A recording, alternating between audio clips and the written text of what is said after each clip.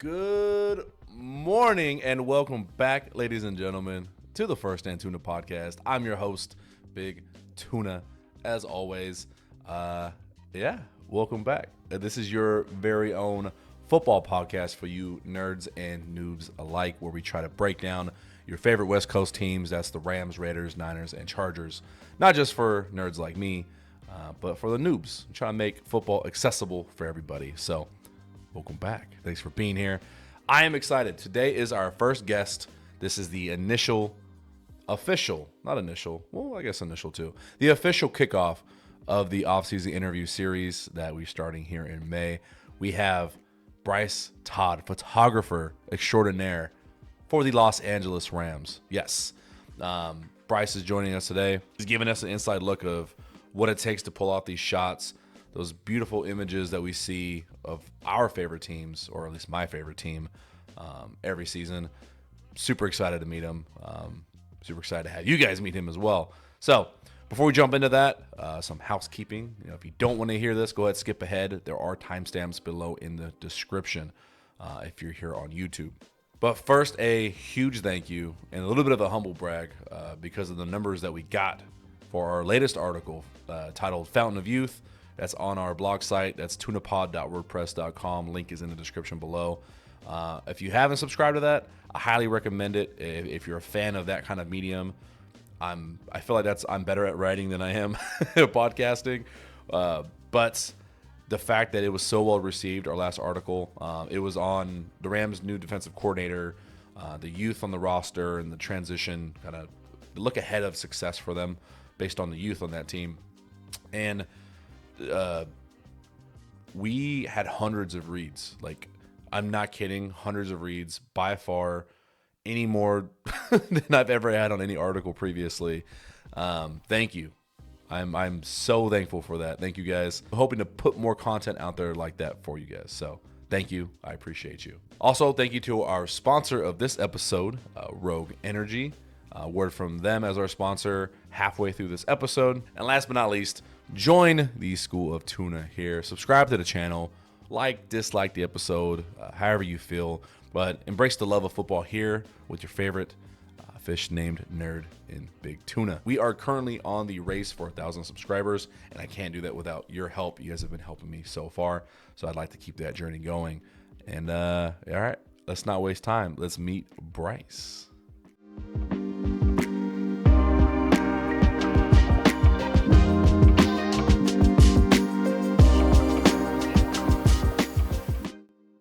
Ladies and gentlemen, we're kicking off the May interview series with a banger. We have coming originally from New York, Long Island in the building, representing the Los Angeles Rams, photographer extraordinaire, Mr. Bryce Todd. Welcome, sir.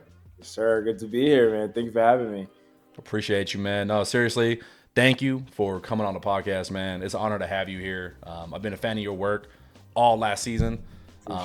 Always been curious because, like, you see the Instagram posts, like, if you're a nerd like me, you absorb so much football content.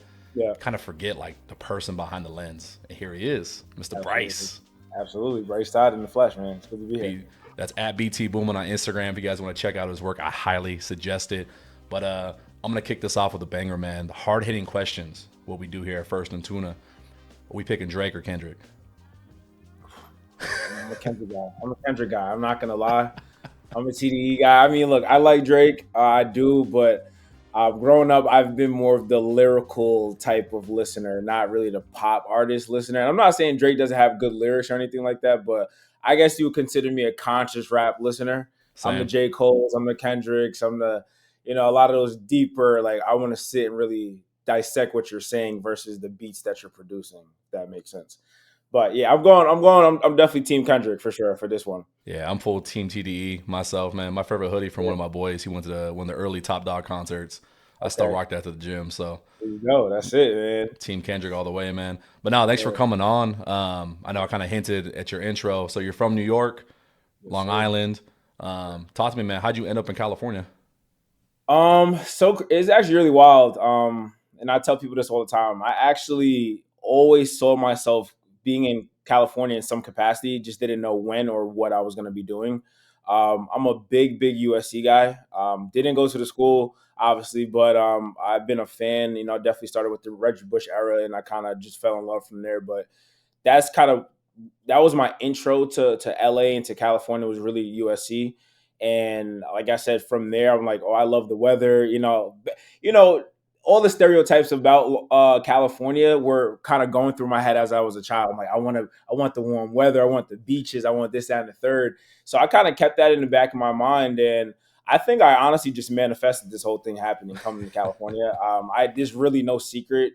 I think I was just at the right place at the right time, and I was able to kind of hop on an opportunity that kind of popped up in my face literally randomly. And I was obviously getting this job with the Rams. So glad that it happened. Like I said, I think my dream did come true. That I'm living in LA now, but never expected it to be for photography or for the NFL, to say the least. So it's been kind of crazy. Yeah, you definitely got a dream job. Well, welcome to Cali, man. Has it been, how long have you been here now? Full year, a few years?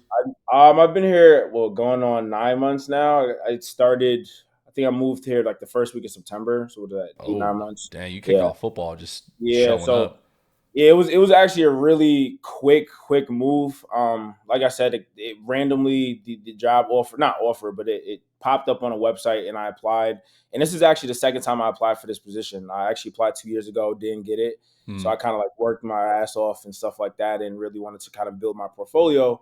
And then, like I said, being at the right place at the right time, I just so happened to be on my phone at, checking a job board for sports, and it said LA Rams Photo Fellowship, and I was like, I think this is the perfect opportunity. I just, Yes. left my old job. That season had just ended. I'm like, I think this is it, and applied, and I got a call like a week and a half later, and then I was here maybe like 3 weeks after that. It was a super quick move. That's a crazy move. Did you go to school for photography, or how'd you get into photography in sports to begin So with? yeah, good question. Like I said, I didn't take the traditional route. Definitely have no photo background personally.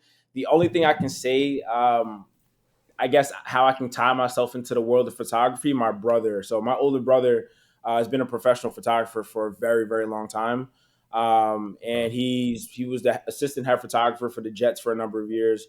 He was the youngest black head photographer in NFL history when he took the lead position for the what was it, Carolina Panthers. So That's a hell of seeing a all of milestone. that, Congrats. yeah, now he's the head photographer for the New York Liberty, so the women's basketball team. So I've been around him obviously my whole life, and kind of seeing that. Once again, I kind of kept photography in the back of my mind, and I'm like, you know, as a hobby, because photography starts off as a hobby for a lot of people, and it did for myself. But a lot of people don't think that can turn into anything bigger. So crazy story. My first college that I went to, I ended up transferring from, and I went to a different college closer to my house in Long Island. And with all the transfer credits and stuff like that, I was kind of short a few credits for a certain categories. So I needed to fulfill like an art elective. In the school I went to before, we didn't have any arts. But the new school I went to, they were like, "Hey, you need to do something like dancing or ceramics or sculpture." And I saw black and white for film photography. And I'm like, you know what? My brother does photography. I feel like, if I really struggle, he can help me. This is kind of be easy segue into, getting these couple credits and stuff. You don't So want to I make did cereal it. bowls, bro? You said what? You don't want to be in ceramics making cereal bowls? Look, don't get me wrong. That might have been my second choice. I'm not gonna lie. I just wanted to do something different. I'm like, ceramics is not bad. If I can come up with bowls, I can save my mom some money. We can save everybody some money. I can, I can build the utensils for the family. But no, it was kind of crazy. So when I saw the film photography one, I'm like, this could be cool, and I absolutely fell in love with black and white film photography, and that's where the love personally grew for me. I never thought it could be so gratifying staying in a dark room for like 4 hours trying to get like a couple sharp images printed on a paper with chemicals and all these other fancy things that you would have never thought you would ever touch a day in your life.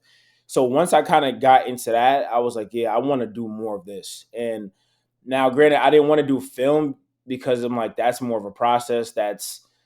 You're gonna have to spend time in a dark room. You need to create your own dark room. So I'm like, let's do Yeah. digital photography, which is everybody knows as regular photography for Yeah. us these days.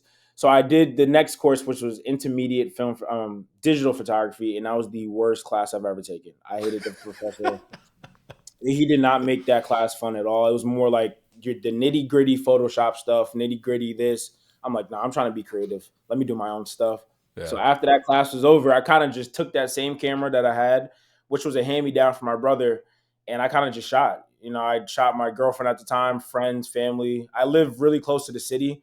So luckily the city was about a half an hour train ride. I can just go to Central Park and just get those basic environmental style pictures, for free. And it was really just that's when it really grew. I would say 2017 is when I really started photography for sure, and it kind of just grew from there. Damn. It's such Yeah, such a short time. You want to yeah, shout out your alma mater, by the way? yeah. Shouts out to RPI, man, and shouts out to Hofstra. Both those schools in New York. I played football at RPI. Good people up there, and then basically my whole social life and a lot of my close friends to this day came from Hofstra. So that's definitely a hometown school for me. And yeah, shouts out to the Lions Den, and shouts out to the RPI engineers. Bro. Nice. Well, what position did you play? So I started out at quarterback, believe it or not. Hey, That's represent it. me too. Yes, sir. So look, quarterback is I think is a you're a very special player if you play quarterback, especially in college. So I did that, tore my ACL, had to go through that whole thing, but then I came back and ended up playing slot receiver and like a mixture of a hybrid between quarterback, like wildcat, and then some slot receiver. Yeah, just So athlete. So you a little bit we're similar, not in the skill set because I couldn't run like a sub 540, but it's so good. I did 1 year at D2 at Humboldt State here in Cali, and then I played Okay. like half a game at JC. I too tore my ACL, and I just never went back to the sport. Now I feel that, bro, because I was definitely on the verge of not coming back at all. Mentally, that it kind of killed me when I tore my ACL because I worked so hard for that position. I gotta know, man, who's got better food, New York or Cali? Man, it depends. Yep. It depends on what type of food we're talking about. I'm Break not it gonna down. lie. Break it I'll down give for us. I y'all gotta know. look. I'm gonna say New York. I'm sorry. Get there. I don't look. Okay, I'll say this. I haven't been here long enough to really explore like I want to explore. Don't get me wrong. I'm Okay. still waiting for the opportunity to do that.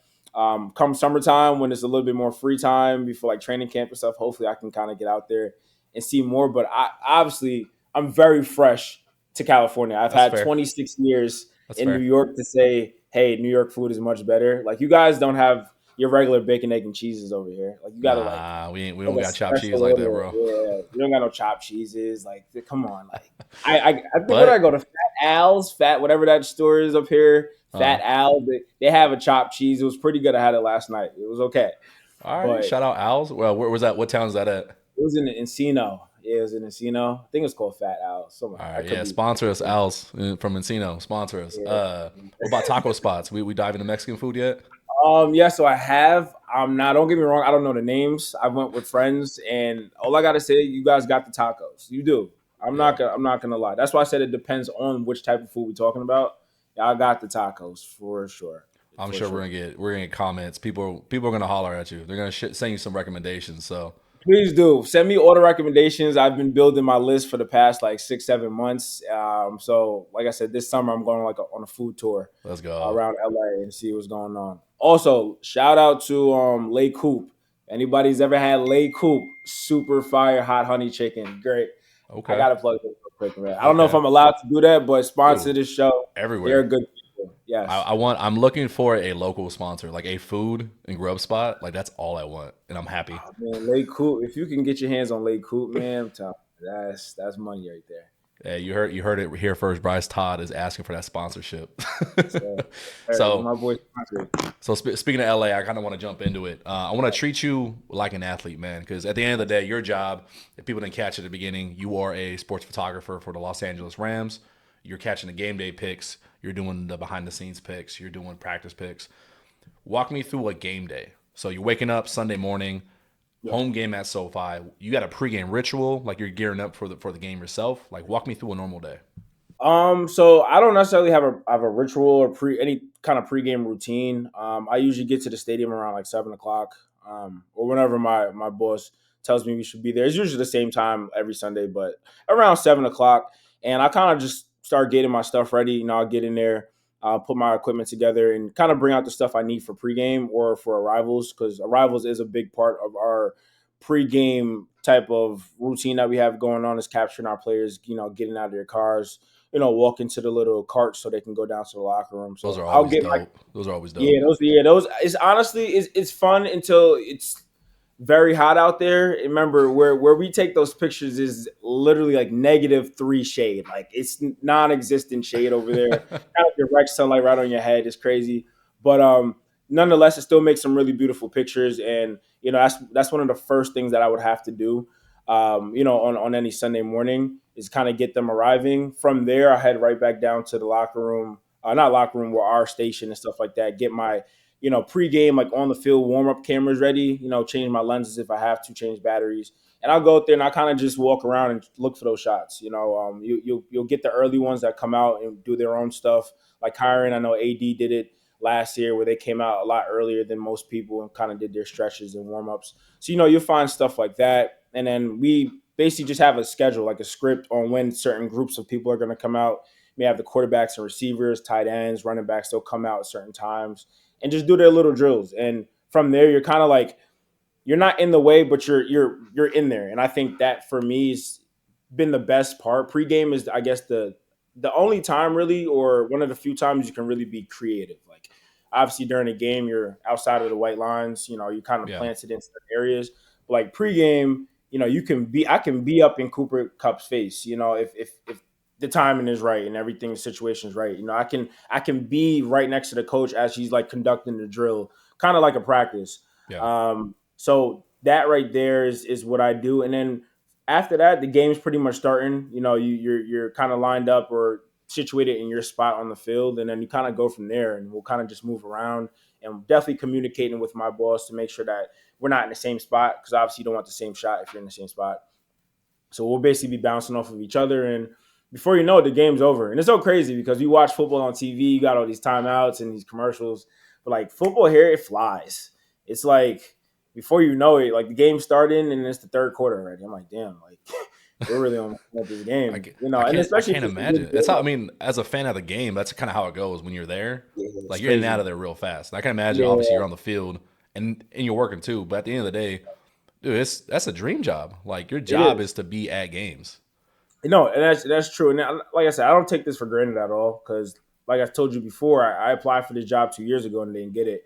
And I thought honestly, photography for me was over before I got my job with the Yankees. And I think that was kind of like God's like, hey Bryce, I'm ready to kind of put you in a spot that you've been wanting to be in. It's when I got that job with the Yankees. So I don't take any of this for granted because I know not every team has a bunch of photographers, which means there's not a lot of opportunities to even be shooting NFL games as a team photographer. So the fact that I'm in this position, like I said, is more than a dream come true for me. And I'm super blessed every single day. I can wake up and say, I am one of the photographers for the Rams. It's kind of wild. It really is. It is super cool. Like when I was telling friends, like, hey, yeah, I got Bryce Todd coming on. He's a photographer for the Rams. They kind of like eyes up, looked at me like, oh shit, I never thought of that. Like, you should definitely holler at these people because like you guys you're creating the stuff that we see day to Yeah. day, Yeah. which is really Yeah. cool. And you also didn't mention, so you worked at the Yankees before? Yeah, so that was Yankees. I got that job literally last spring. I want to say around March, right before the season started. And that was another one, came out of nowhere, right place, right time. Same website that I applied for this job on, and it said New York Yankees content creator internship program. It was the first of its kind. I don't think the Yankees have ever had a photography internship or like a social internship. I Nice. applied, had 2, 3 interviews, got the job, and I absolutely love it. Look, I'm not even a Yankees fan. I'm a Mets fan, but now I'm a Yankees fan. So it's just how the cookie crumbles.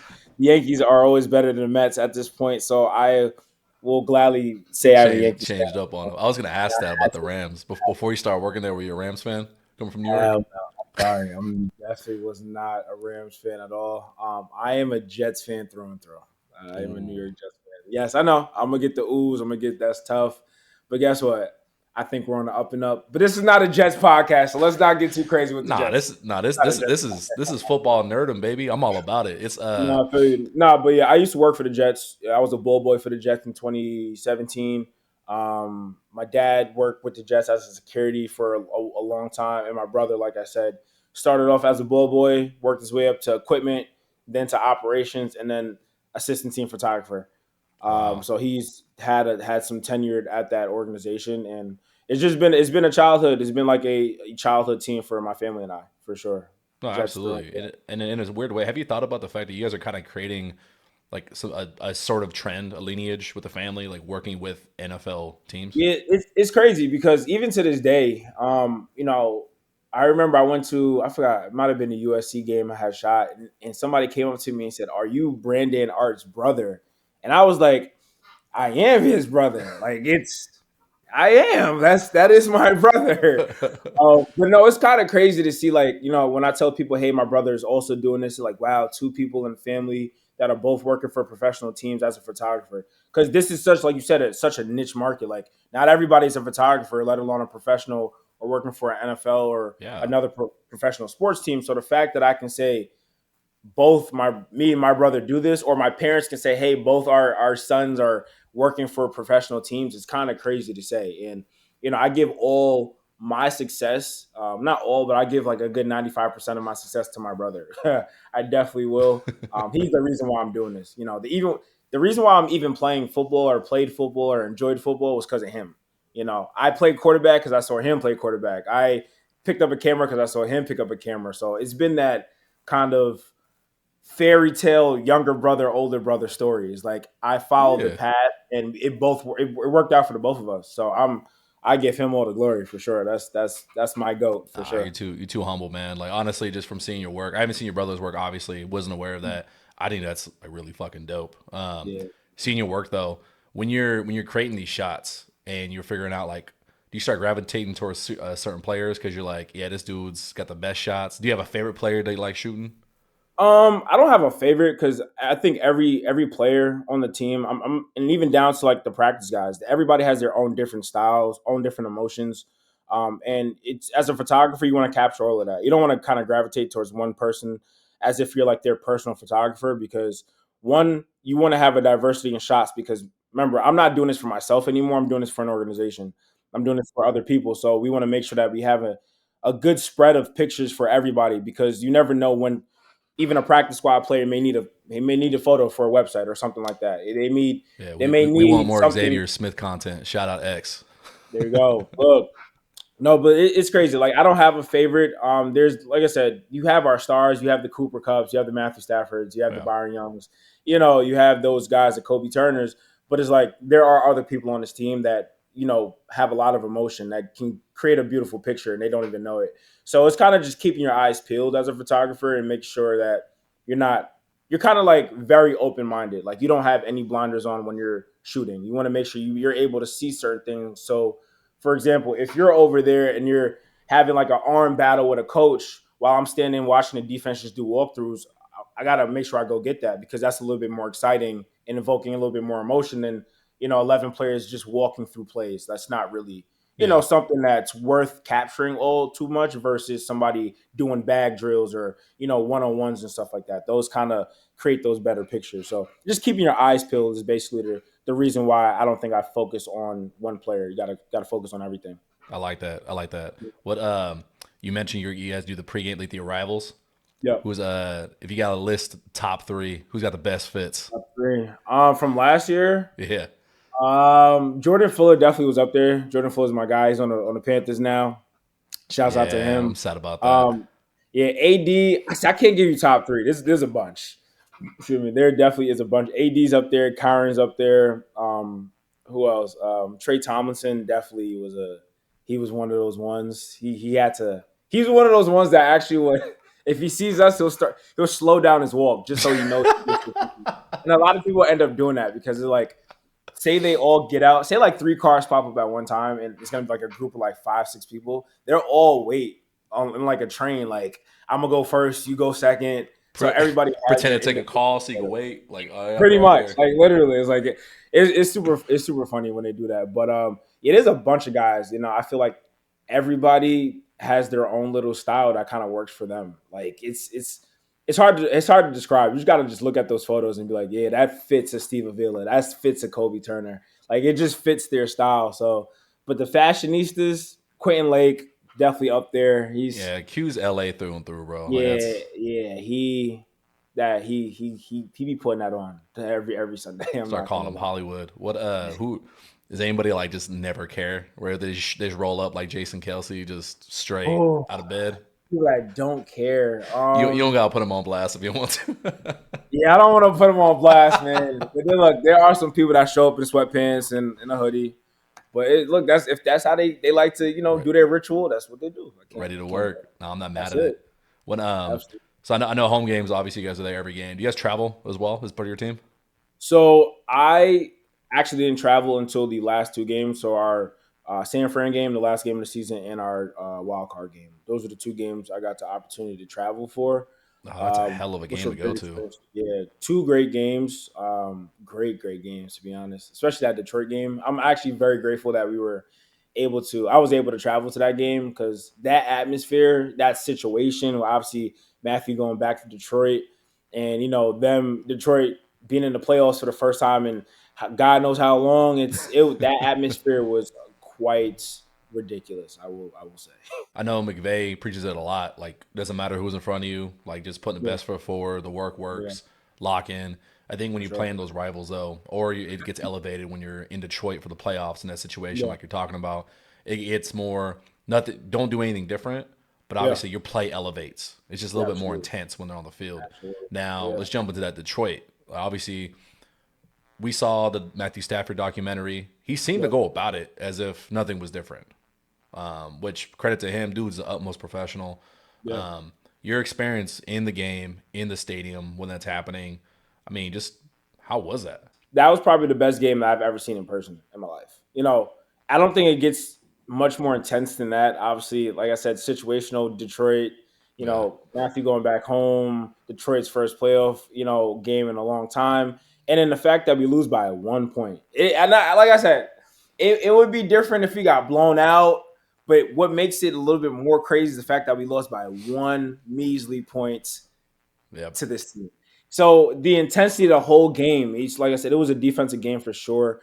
But it was as a photographer, and I think it gets tough when you're in my position because it's like it's so easy to take your eye off of what you're doing. Like, you might see a long ball and you might take your eye away from the camera real quick. But you have to realize, all right, you're bugging. You got to go shoot. You got It to would be like you got. so hard for me, bro. Yeah, it's crazy. And don't get me wrong. When I first started, like the first couple games, I was definitely caught doing that. Like I was watching instead of shooting. But like you have to just know that you have to be locked in just like the players. And I told people like the atmosphere there made me want to lock in. Like that's how intense I feel like that whole stadium was and that whole game was. I'm like, I want to make sure I'm developing the best pictures I can because these players, this game is the best that it's getting right now. So I want to make sure I'm kind of matching that energy because the intensity you put in your work will show, you know, when you go edit it, when you go look back at it and stuff. Just like if you win that game, like going back and looking at all of your hard work that you put into that game, that's the reason why the outcome was the way it was. So, make a long story short, that was a very intense game. It made me feel very intense. I wanted to run through a wall. I'm not gonna lie. That was a great game for sure. When you're like pregame wise, are you ever Mhm. around like hearing coach speeches, whether it's pregame, halftime? No, so when they're in the locker room, we're not in there pregame. Yep. The most locker room presence we'll have is probably postgame if we win for victory speech and stuff like that. That's how you guys get all those photos of locker room celebrations and stuff. But pregame, no. Like I said, I think that's the time that dudes are locking in, and we don't want to kind of be in their faces. Now you will see other teams that have access, and they'll go in the locker room and be able to do that. And I'm sure with just asking, we may be able to do that in the near future. But I think we just like to respect the players and give them the privacy that they need before the game so they can kind of perform, the best they can. I don't look, and if I was a professional athlete and I'm locked in and I look up and there's a photographer lens in my face, I might get a little bit upset. Even if I know you, I'm like, all right, come on, guys. Yeah, It's I'm trying to put my my space. pants on. You got a camera on my Exactly. face. So we're like I said, you got to respect it in that manner. But yeah, we kind of just let them do what they got to do. We work around them for sure. That's tough to be like. Obviously, your job is to promote what they do behind the Yep. scenes and Yep. for the world to see. But then you Yep. got to tiptoe that line to be a fly on the wall and like not get in the way.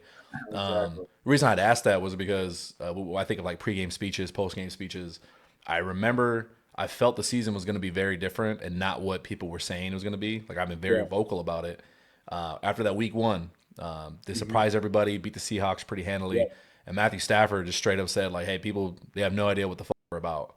Yeah. And so that right there, like I wanted to run through a wall. Like I was ready Yeah. to suit up for week two. So I For was kind of sure. curious, like who had the best speeches that you usually hear.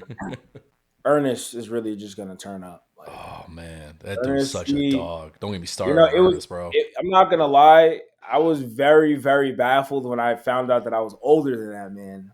Because Yeah, Ernest looks like he's like a 10-year vet, but he this looked like man's only someone's uncle, bro.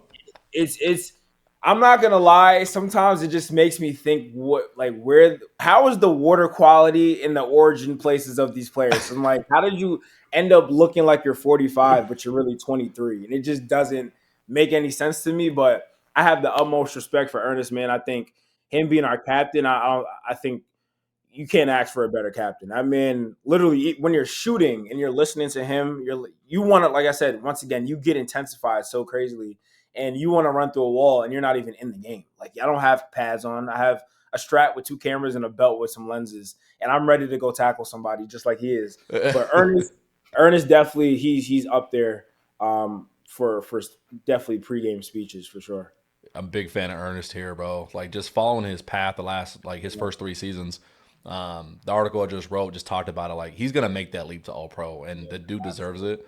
Obviously, you've seen some of the hard work behind the scenes, yeah, and part of that hard work, like between him and Stafford, they led that charge in the first half being 3-6, being okay, and then just you mentioned it earlier, like every week's the playoff. Like if we want to yeah, do something, you got to win every single week. yeah. From the photographer's perspective, at what point did you see like that light click on to where it's like, oh, this is about to be different? It's hard to tell because we'll have a good practice and then we'll lose, right? I mean that happens sometimes. You can have a great week of practice and then the outcome just doesn't pan out the way you want. But I feel like after that Baltimore game, like having that tough loss and all that type, I don't know what it is. It was just like the energy was just different, and then I feel like you see it more in the games than you see in practice. Like I feel like games is when we really turned up, and I'm like, all right, we are a new team now. Like we're coming out, we're doing stuff that I've never seen us do before. I'm not gonna lie. Like we were like I've seen us come so close to doing like when we could have beat San Fran, when we could have beat all these other teams, when we could have beat Pittsburgh, right? When we could have did all these types of things like we were so close, and I feel like there was just something that changed. I don't know if it was in the meetings they were having or like just those little huddles that I'm not a part of that really kind of just re-solidifies the reasonings why dudes are suiting up for the Rams and going out every Sunday to play.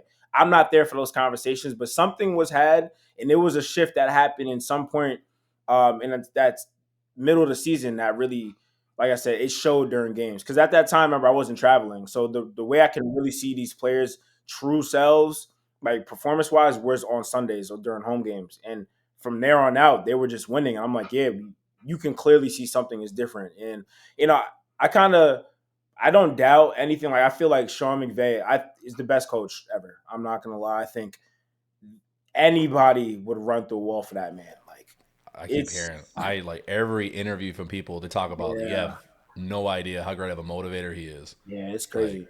It's crazy because I'm like, even after practices when he's talking to guys, like everybody's locked in. And I think Matthew Stafford's documentary title is very fitting, not even for him, but just for the whole entire season. That second half, like everybody just locked in, and I feel like you've heard me say that multiple times already, but it's true. It's really nothing more that I can say to describe that. Dudes just they turned on a different switch, and they really like Kyron coming back from injury. He probably is the epitome of I locked in, and this man went off. He won me a fantasy football championship just shout by out, him locking shout in. out Kyron. Shout out Kyron, but like him and multiple other people just locked in. Kobe locked in. Like everybody's just doing what they have to do, and it showed. So it was just crazy. It was crazy to see that whole thing unfold for sure. It's super rewarding when you see dudes put in the work and then Yeah, to see them achieving success so early, yeah, like making a playoff berth. You got a lot of these rookies. You talked about a Kobe, yeah, BY, yeah, even Ernest. Like I know it's crazy to think Ernest is he's 24, yep. 25. Hmm. Like yeah, he looks like an uncle, bro. It's no, bro. I'm telling you, when I first met him, I thought he was at least like 33, maybe like Tops 35. I thought he was because like I said, I didn't really pay attention to the Rams like that. And granted, the only person I really knew was like AD and a couple other people that were on here, like the bigger names, because I was solely focused on the Jets. But it's like I didn't know who Ernest Jones was. I didn't know who he was until I got here, and I thought he was like a 10-year vet that we just never heard about. Yeah, I thought he was Like, one of hey, those OG, dudes that are you good. retiring soon, bro? Or what's I'm like, this guy, I guess he's on his way out soon, but this man he's just getting started. He's just getting, and I'm happy about that. So it's really cool, man. It's crazy. Yeah, shout out Ernest, man. It's all love. It's we people always talk about like, oh, what was your welcome to the league moment for rookies? Obviously, this was your rookie season, so Yeah, it's kind of cool seeing that these guys that, as a fan, because I'm just a fan, man. Like yeah. watching these rookies, like, oh, they've got bright futures. Mhm. Trying to compare their growth as a team with that draft class last year. You were Yeah, part of that draft class technically. yeah. So, did you have a welcome to the NFL type moment in your first year with the Rams? Um, I'm not gonna lie. I think my welcome to the NFL moment was when I first stepped out on that field, my first home game.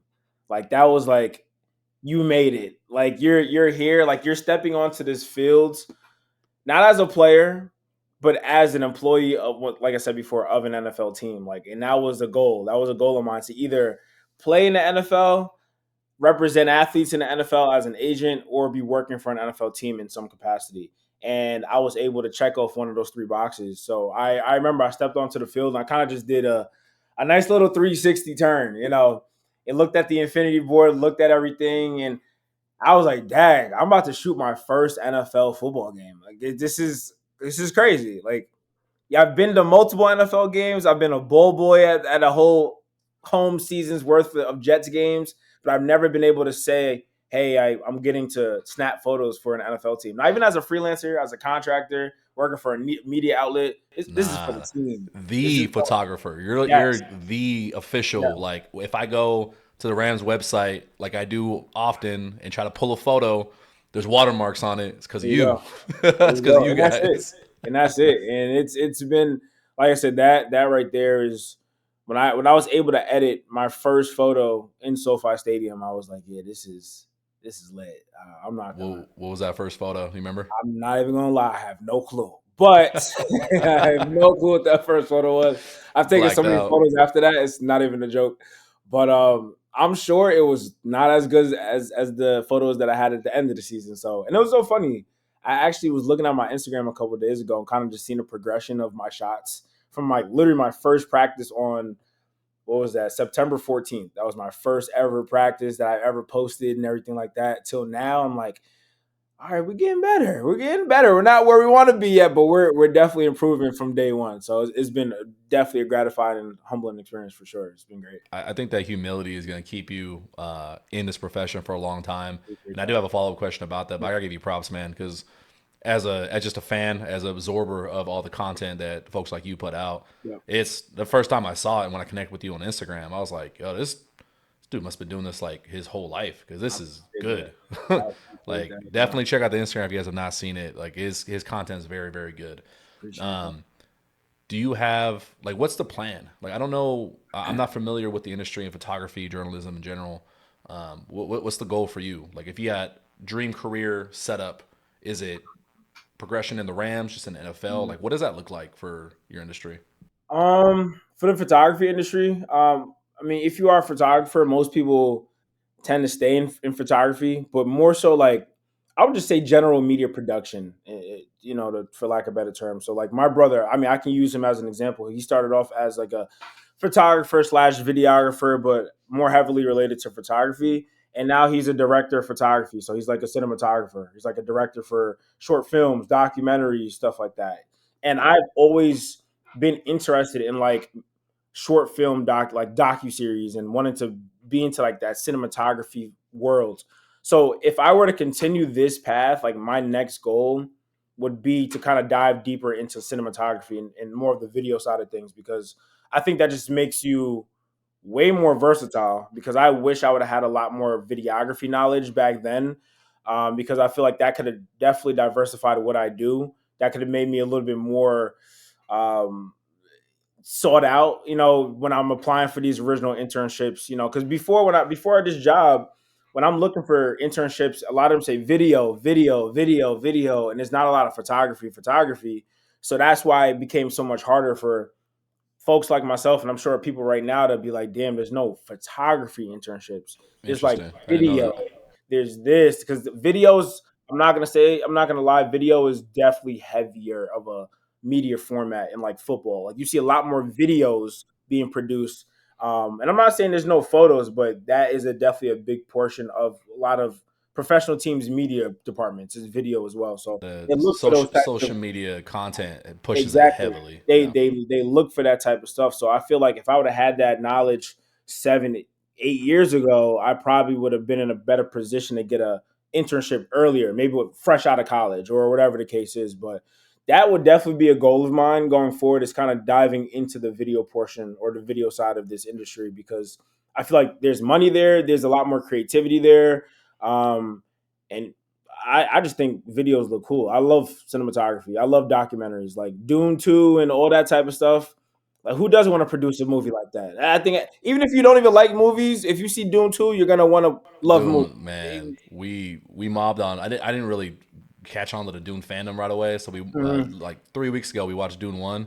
Like we all hopped on Discord, watched it with the boys, Yeah, and we were like, all right, we bought tickets for the next day to watch Dune 2. well, that's it. That's literally how it works. But I'm saying, literally seeing that type of format, seeing people like the creativity they put into different shots is like motion picture is something else. Like pictures are cool, but motion picture, if you can take my picture and just make it a video, people be like, "Wow, that's kind of crazy." Like it's just a crazy format. There is so much importance and value in still photo. Absolutely. That old phrase, pictures worth 1,000 words.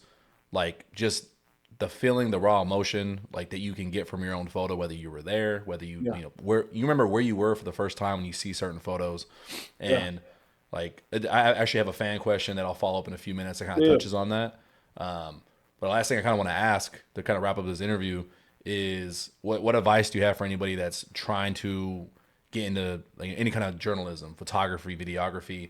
Even though I know you said you had a very irregular path Yeah. and you kind of have not doubts, not regrets, but obviously you wish you would have done things a little differently. Yeah. I gotta tell you, some of the best people I know at the best of what they do have Mm. all had irregular paths. So I Yeah. think you're gonna do phenomenal. So just from your experience, what words can you give to people that are trying to maybe follow those same kind of footsteps? Um, I say this to everybody. I think your connections and your network is going to take you further than you possibly can think.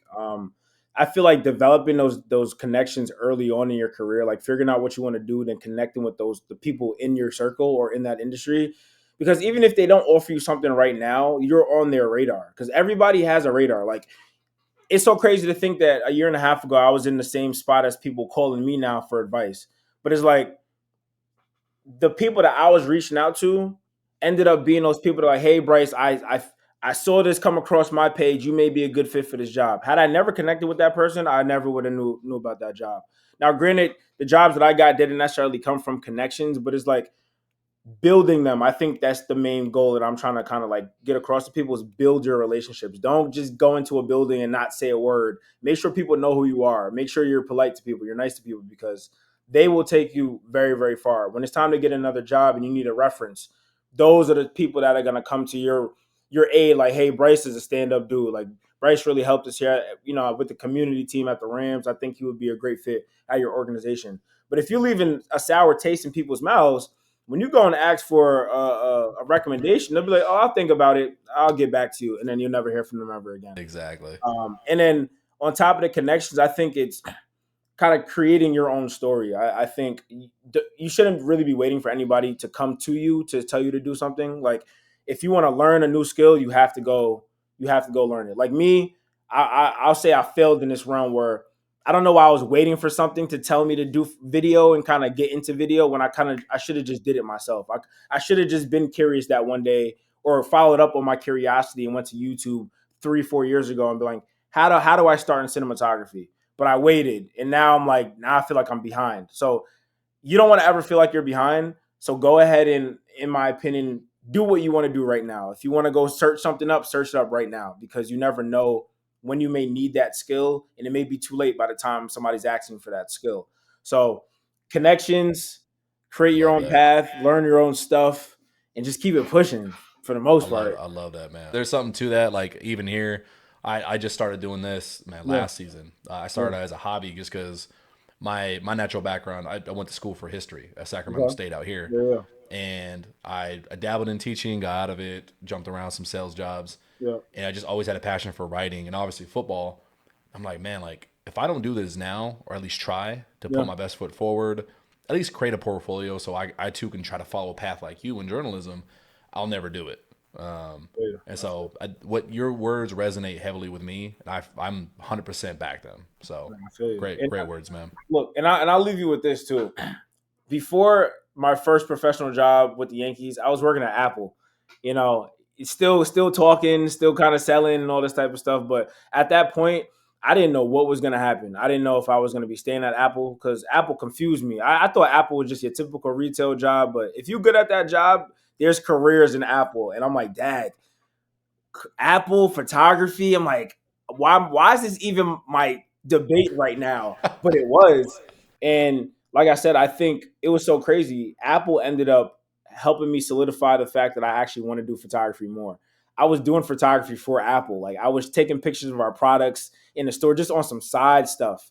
And I feel like me doing that in a space that had nothing to do with photography made me want to do photography even more. I'm like, yeah, like I'm able to take this hobby and kind of bring it everywhere, not just my friends and family. Now I get to bring my photography skills into a workplace that has nothing to do with photography and give photos to a $1 billion organization like Apple. It's crazy. I'm like, yeah, I'm leaving Apple. We gotta do photography full time. This is it. Yeah, like you seem motivated by purpose. Like you want what you do, your talent to be used with purpose. Yes. And your purpose right now is there's hundreds of millions of or tens of millions, whatever it is, of football fans. Yes. And you get to give us a glimpse into that and like feel a part of it. For sure. So that's your purpose right now, man. I appreciate that. I'm gonna so this last segment, as we wrap up, we got fan questions. People that have sent in some questions for you.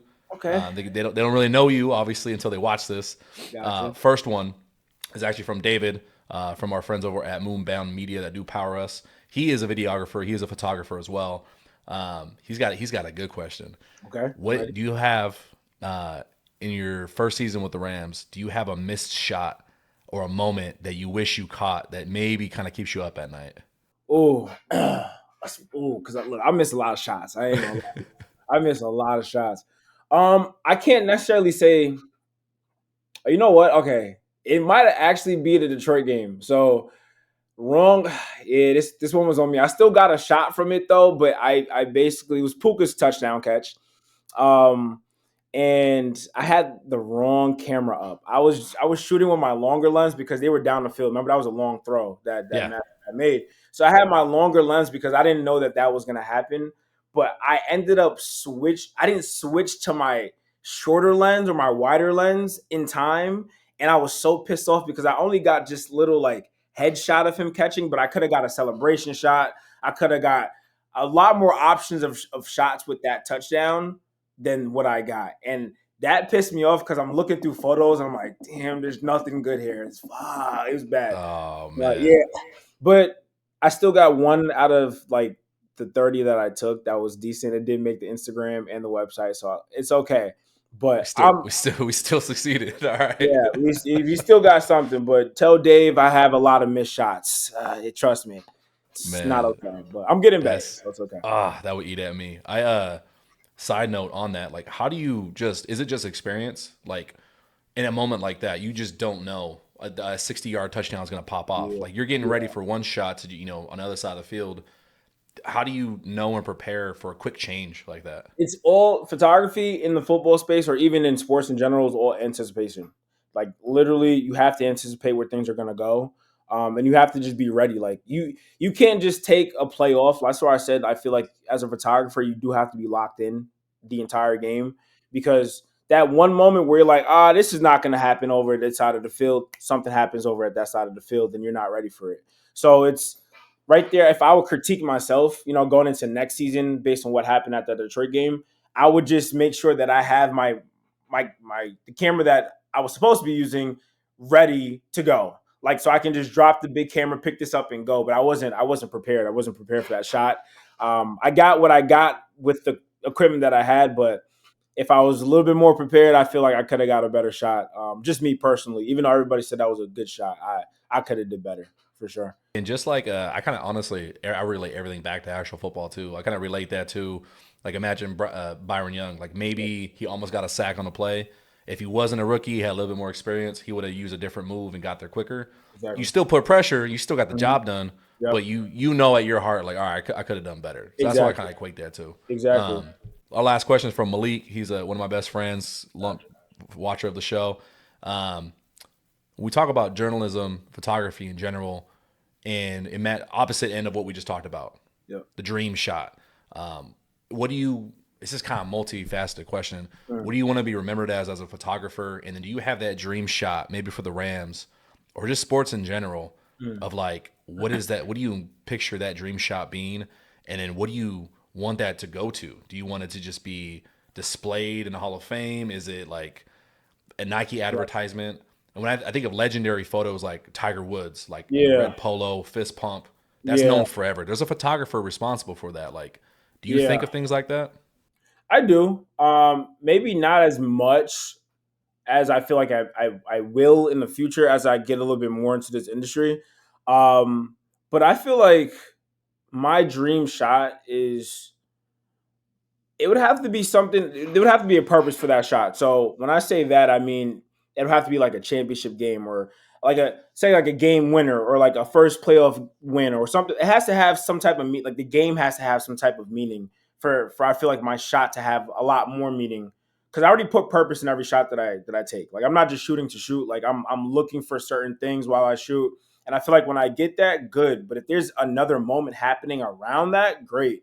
For example, I give it on a very low scale, an interception. When the team runs back to their end zone and we're taking pictures, right? Yes, it could just look like a group shot, like there's people celebrating. But then when you look at the whole picture and you see interception on the board, it elevates that shot because it's like, oh, okay, we have a group of the defense celebrating, but what are they celebrating about? Oh, it's an interception. Oh, it may be a pick six that adds that element to that shot. For example, a couple years ago when we were in the Super Bowl, my boss got a whole bunch of photos of like AD and Coop. Like, yes, on a regular day, that could just be a regular picture of AD and Coop. But what's going on around? It's a Super Bowl. It's this. It's that. For example, I'm pretty sure when Detroit got that win against us, there was a lot more things happening than a typical, Detroit Lions win. It was their first playoff win in a long time, Mm-hmm. but there's a lot more elevating that shot. And my boss said it, the best. Like all photographers, especially ones on sports teams, were historians of our team. We are literally, if we would have another name, it would be historians because we are the only people in the organization outside of social that capture the moment and store that moment forever for whatever it is. It could be a partnership event, it could be a picture of Rampage, it could be a Super Bowl win. But all of those are being etched in history by us. So if I'm able to kind of create a shot from a crazy event, crazy moment in the season or whenever the case is, I feel like that would be the most gratifying for me because though, like you said, the Tiger Woods fist pumping with the red polo is always going to be remembered.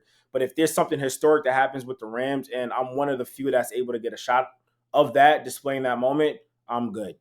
I'm good. I can't wait for you to get that moment. Like I already know, maybe you give me the next 12 months, next 12 years, at some point you're gonna have that photo that's gonna be known in Los Angeles Rams or even football history forever. Like just over my shoulder, I've got a clipping of the AD ring me at the end of the Super That's Bowl. it. Yeah. You don't have to I'm ask fortunate about any other Rams fan if you ring, you know exactly what moment that. that's Exactly. referencing. So Exactly. I'm looking forward to your key moment that you encapsulize in history forever. I And appreciate then it. last question, Yeah. um, just super general. This one's from me, but do you have? Maybe it's hard to pick one because it's probably like picking me out of your favorite kids. But you got one favorite like snapshot of this past season. That's like, yeah, this is. If I got to put this on the front page of my resume, my portfolio, like what's that picture from last season? I'm not gonna lie. Oh man, that's tough. Yep. Oh, okay. I'm gonna go with this one just because it's probably one of my favorite from the season. I don't know if you can recall, but it's my aerial shot of the LA logo and like Matthew Stafford on like the bottom right with a little bit of the offensive line showing. It was against Pittsburgh because that was the only time I was up in the catwalk at SoFi. But the reason why I like that the most, one is because it's different. Obviously, I don't want to sit here and be like, oh, my favorite shot is the same shot that AP or Getty photographer got on the sidelines as well. I want mine to be kind of unique to me. And I felt like I don't want to move my camera and stuff, but it's on my Instagram. You can definitely look at it on my Instagram. What made this so special for me is the fact that one, I got an opportunity to go to the catwalk, and I kind of felt SoFi Stadium from the highest point for the first time ever. And I'm like, first of all, I didn't even know there was like an upstairs portion to the stadium, but that's kind of cool. And another thing that made it special is the fact that I wasn't even intended on getting that shot. That shot was so unintentional. Because from up there with the lens that I had, it was very hard to keep my balance and my steadiness. And I'm just trying to get Matthew Stafford for the most part. And I didn't realize that in the same shot, I got the whole frame of the LA Logos rim unintentionally. Like, I looked at my computer at the end of the game and said, I didn't even know I took that shot. And it became my favorite shot of the whole entire season because, one, obviously, I'm just looking at it right now because I got to post it. That's what I'm looking at to my left. It's just, I don't know. The light looks really good. You don't see that angle often as a photographer or any sports fan. You're not really seeing bird's eye view. You may see that from like baseball or something like that. And that's what I used to do when I worked at the Yankees. I used to go to the 400 section and shoot down low. So I don't know, man. That one, I don't know. I look at that every day and I'm like, wow, you took that shot. That's not bad.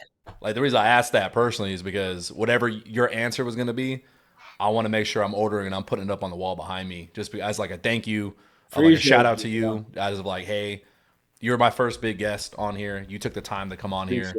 Give me your time, give me your energy, and I super appreciate it. So as to kind of commemorate that, I was going to get kind of how you have blown up your favorite photo from last season on there to kind of commemorate your rookie year, and hopefully get it signed by you too. Well, look, I'll definitely sign a few, bro. This is, it means a lot. I'm not gonna lie. This is my first podcast I've ever been on, first interview that I've ever had outside of a job, to be honest with you.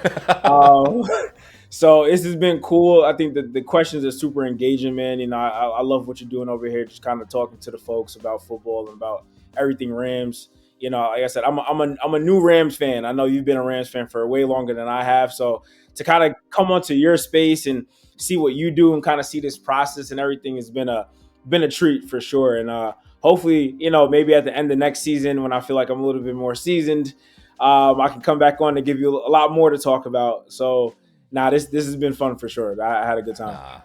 Honor's all mine, man. I appreciate it. We're gonna officially wrap this up. You got any wise words for Rams fans this upcoming season? Book your tickets for New Orleans. That's all I gotta say.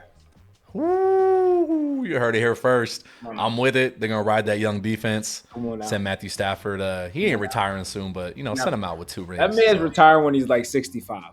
There you go. That's a tough son of a bitch, man. But you heard it here first. We're confident. Book those tickets for New Orleans. Bryce, thank you, sir. Absolutely. Appreciate you. It's been great, brother. Appreciate you having me on, bro. Thanks, man.